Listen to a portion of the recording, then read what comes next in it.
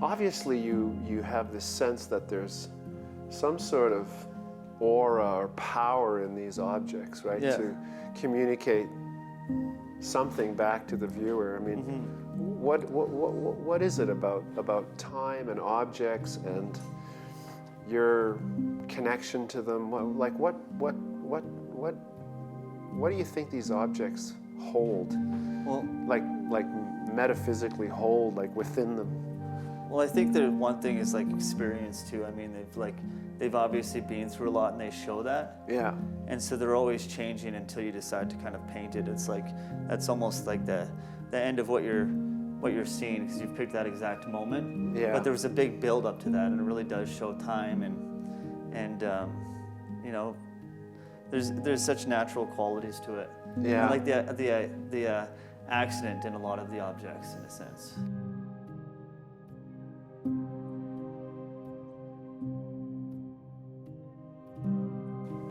When I was a kid, we had this half pipe in our backyard, and the landlord came and skateboard ramp, yeah. Yeah. We had it in the backyard, and the landlord, we got a neighbor complaint, and the landlord came in and nailed a whole bunch of 2x4s across it. So the half pipe wasn't accessible anymore, but I mean, there was still like, it was still a beautiful thing. Like I still looked at it and I was just still in love with it, you know, even though I couldn't skate it anymore. Yeah. Yeah, it became something else. Yeah, it kind of reminded me of that. It's just like I could still see the beauty in the thing, even though it's all boarded up. Yeah. This incredible illusion. There's boards that actually run across the entire painting, which is something that I've been kind of interested in anyways, is kind of boarding up paintings, like Yeah. almost blocking the opportunity to actually paint on something. And I've been taking foam and wrapping it in canvas, so kind of just stretching it onto the back of the canvas in a sense. Mm-hmm.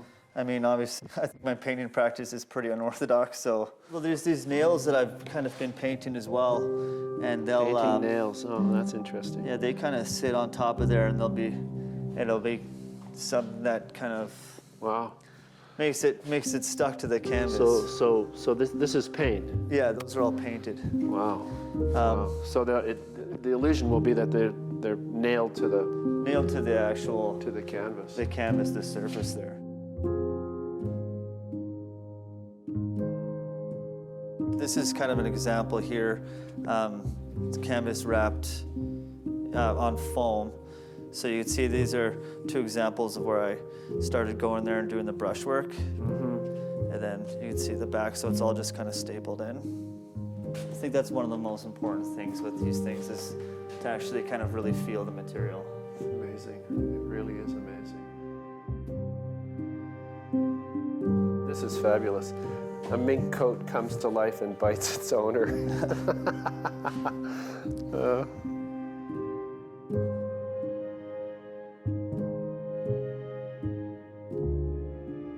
Not only did it make me feel like really nostalgic, but all the things that were written on the bottom of the coloring books, like there's things that I kind of relate to, or things that I think that are still happening now. So I kind of removed them from the actual story and reappropriated them, I guess, so by kind of painting them. Yeah. And so they kind of become their own thing and say their own things. Thinking about it now, there's a lot of things that came out of that book that I think are happening in this world, and things that I kind of still would agree with.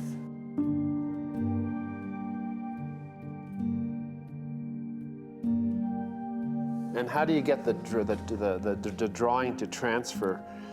Or do you transfer it? Or This is all painted in. It's all painted in. Yeah. So this is all oil and acrylic. Wow. Wow. And then So there's no photo transfer. There's no photo transfer. It's all like you and your hand. Yeah. And, yeah. Wow. What is it about old books that attracts you? I think there was like something about old books that I would never understand, in terms of I might not have been around during that time, and I think by painting them, I'm able to kind of feel like I'm a part of another time. But I kind of almost looked at them as like, nameless graves. I keep the titles ambiguous. Mm-hmm. And the way that they stack together, I think they kind of tell the story in their own way. So each page is painted individually. Yeah. And these ones would be brushed onto a surface, and then they just kind of get built up. I mean, it's beyond realism, to be honest.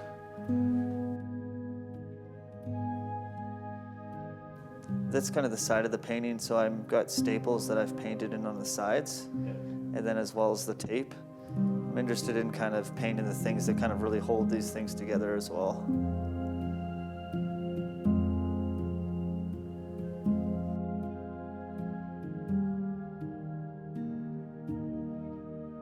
I'm interested in like those like accidental, painterly like objects.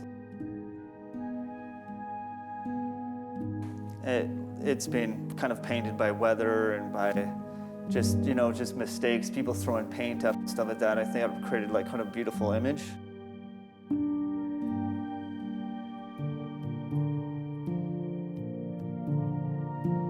I find like the objects that I select, I kind of use them as more metaphors. Yeah. In order to convey certain ideas, and usually it'll be like a big kind of cohesive idea. And I tend not to work in series because of that, because I choose objects and I feel like they all kind of come together to kind of convey one message or idea.